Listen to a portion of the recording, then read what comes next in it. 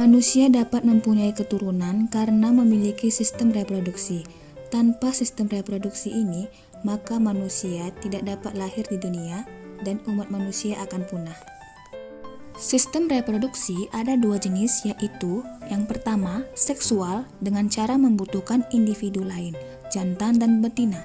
Kedua, aseksual, tidak membutuhkan individu lain. Struktur dan fungsi sistem reproduksi pada manusia.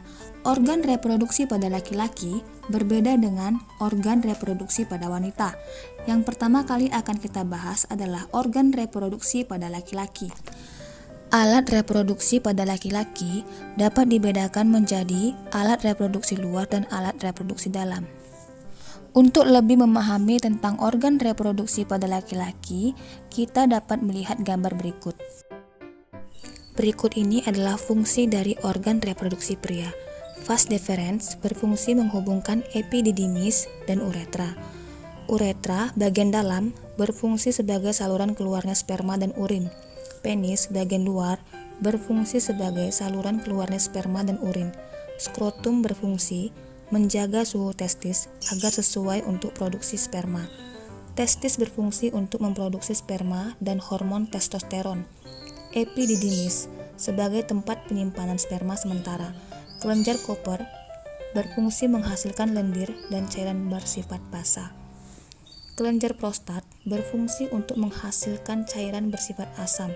Vesikula seminalis berfungsi menghasilkan zat-zat yang diperlukan untuk perkembangan sperma.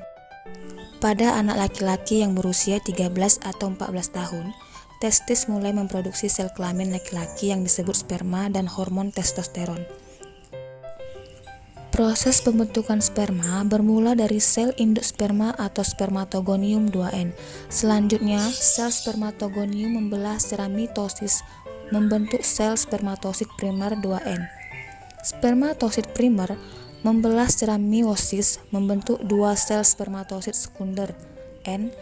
Setiap sel spermatosit sekunder melanjutkan pembelahan meiosis membentuk dua sel spermatid. Selanjutnya, spermatid mengalami diferensiasi atau perkembangan menjadi spermatozoa. Spermatid merupakan calon sperma, belum mempunyai ekor dan mengandung kromosom haploid.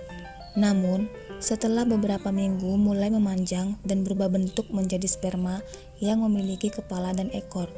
Fungsi bagian ekor sperma adalah untuk alat pergerakan sperma sehingga dapat mencapai sel telur.